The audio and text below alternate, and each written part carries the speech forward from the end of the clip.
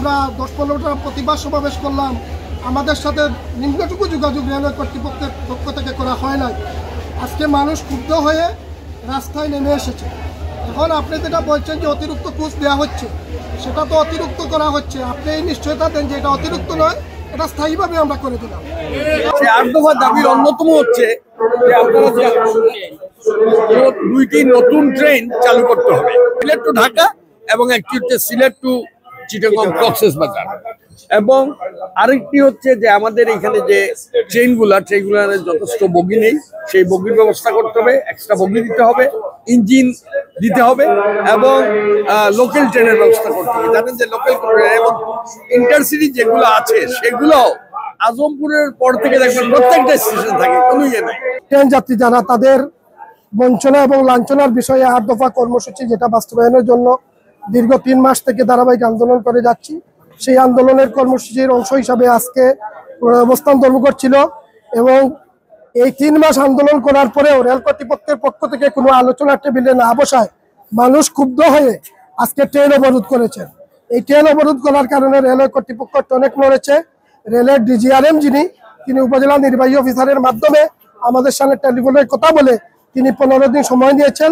এই 15 দিনের মধ্যে তিনি সশরীরে সহ ঊর্ধ্বতন কর্তৃপক্ষ এসে আমাদের সাথে বসে আলোচনা সাপেক্ষে আমাদের সমস্যাগুলো সমাধানের আশ্বাস দিয়েছেন। একটি বিষয় আপনাকে জানাতে চাই, 8 দফার মধ্যে আমরা ঢাকায় পুরোনো মানুষ, বিশেষ করে বিভিন্ন বড়লেখায় আমরা এখানে আপনার ট্রেনের টিকিট পাওয়া যায় না।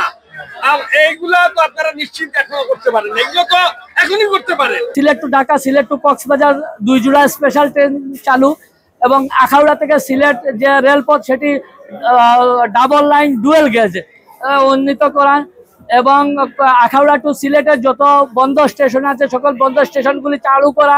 কুলাউড়া জংশন স্টেশন দিয়ে 5টি উপজেলার মানুষ যাতায়াত করে, এই কুলাউড়া জংশন স্টেশনের টিকিটের আসন বরাদ্দ করা এবং ওই যে ঝুঁকিপূর্ণ ইঞ্জিন দিয়ে এই সিলেট লাইনে বিশেষ করে ঝুঁকিপূর্ণ ইঞ্জিন দিয়ে ট্রেন চলাচল করা হয়, এখানে ভালো ইঞ্জিন দেওয়ার দাবি জানাই।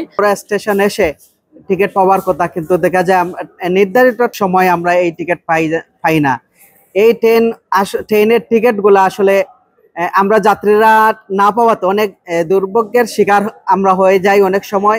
লোকবলের ব্যাপারে এটা তো স্যারদের নলেজে আছে, ঊর্ধ্বতন কর্তৃপক্ষ যারা আছে তাদের নলেজে আছে এবং লোকবলের বিভিন্ন ব্যাপারে নিয়োগও দেওয়া চলতেছে। আশা করি স্যাররা অতি দ্রুত এগুলো সমাধান করবে। ইঞ্জিনের ব্যাপারে কথাবার্তাও চলতেছে, শুনছি আমাদের এই বিশ্বস্ত সূত্রে খবর পাওয়া গেছে যে স্যাররা ইঞ্জিনের ব্যাপারেও কথা বলতেছে। আমার এক স্যারের সাথে আমি আলাপ করলাম, স্যার বলে যে যেহেতু টাইম টেবলে দেওয়া হয়েছে ইনশাল্লাহ হয়তো দেওয়া হবে, কারণ এটা তো বিভিন্ন সংকটের, ইঞ্জিন কোচ সংকট, লোকবল সংকটের কারণে হয়তো পিছাইছে।